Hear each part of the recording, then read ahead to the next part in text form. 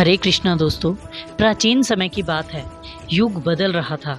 एक भयंकर सूखे ने पृथ्वी को अपनी चपेट में ले लिया और उसके समस्त संसाधन चूस लिए। नदियां चट्टान बन गई और समुद्र नमक में बदल गई। फसलों ने अनाज नहीं दिया और वृक्षों पर फल नहीं लगे।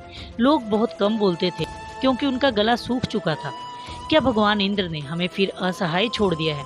विश्वामित्र के मन में बार बार ये प्रश्न उठ रहा था। भूलोक की सूखी अस्थियों को देखकर वे सोच रहे थे कि किस कारण धरती बंजर हो गई। देश भर में घूमते हुए ऋषि अपने परिवार और अनुचरों के साथ गौतमी गंगा के तट पर आ पहुंचे। वे कई दिनों से भूखे थे। विश्वामित्र ने अपने शिष्यों से भोजन ढूंढने को कहा। उनके शिष्यों ने इधर उधर देखा किंतु बंजर भूमि पर उन्हें कुछ नहीं मिला। अचानक उनकी नजर एक चीज पर पड़ी। क्या हम ये कर सकते हैं? क्या हमें ये करना चाहिए? शिष्य उस वस्तु को और फिर एक दूसरे को देखने लगे। ये विचार ही अपवित्र था। ऐसा किसी ने पहले सुना नहीं था। ऐसा करने से उन्हें स्वयं तथा उनके पिता एवं पुत्रों को सदा के लिए पाप लगता। इस एक पाप का प्रायश्चित करने के लिए उन्हें अनेक जन्म लेने पड़ेंगे। ये सोचकर ही उनकी आंखें डर से छलक रही थी, किंतु जीभ से लार भी टपक रही थी। भूख के कारण उनके पेट से आवाजें आ रही थी, मानो वो उनसे कह रहा हो कि शरीर की सेवा करने के उपरांत ही आत्मा की सेवा की जा सकती है। पृथ्वी के पास जो था वो उन्हें देना चाहती थी। क्या उस संकेत को अस्वीकार कर देना चाहिए? उन्होंने उस वस्तु को एक वस्त्र में लपेटा और वापस चले गए। शिष्यों के आते ही विश्वामित्र का परिवार उठ खड़ा हुआ। शिष्यों ने गठरी नीचे रख दी। ऋषि की पत्नी ने उसे खोला तो वो डर के मारे पीछे हट गई। मरा हुआ कुत्ता, वो गिर पड़ी। उसने एक पशु के मृत शरीर को स्पर्श कर लिया था और वो पशु भी ऐसा जो प्राणियों में सबसे नीचा माना जाता था। एक गंदा जीव जो सड़कों और मरघटों में घूमता है। ऋषि पत्नी शिष्यों पर चिल्लाने लगी कि उन्होंने मिलकर उसे भी अपने पाप में शामिल कर लिया था। कैसा पाप? विश्वामित्र ने पूछा। वे सब मुड़कर ऋषि को देखने लगे। उन्होंने देखा कि ऋषि शांत भाव से मृत पशु को देख रहे थे। उनकी आंखों में गुस्सा नहीं था, केवल निराशा थी। भूलोक ने हमारे पास अब कोई विकल्प नहीं छोड़ा।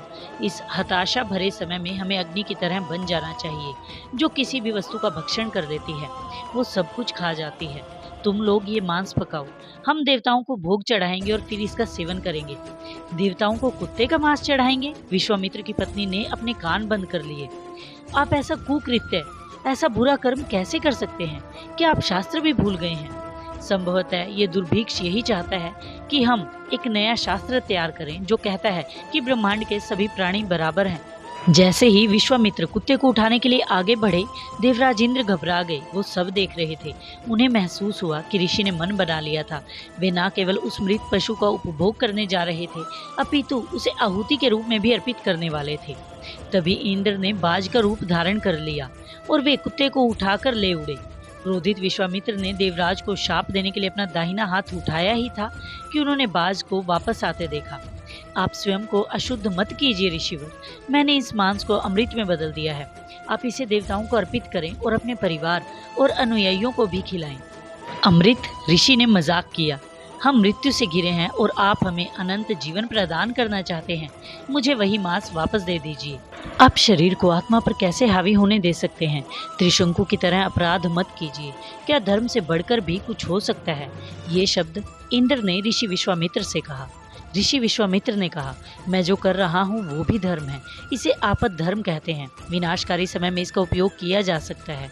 क्योंकि इस समय और कुछ उपलब्ध नहीं है, इसलिए कुत्ते का मांस खाना भी निषेध नहीं है। जीवित रहकर ही धर्म का पालन करना संभव है।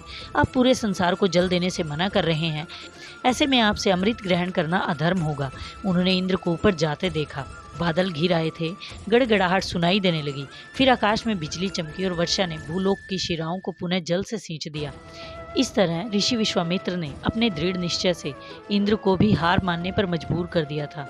आशा है वीडियो में दी गई जानकारी आपको पसंद आई होगी। अपना कीमती समय देने के लिए धन्यवाद। हरे कृष्ण।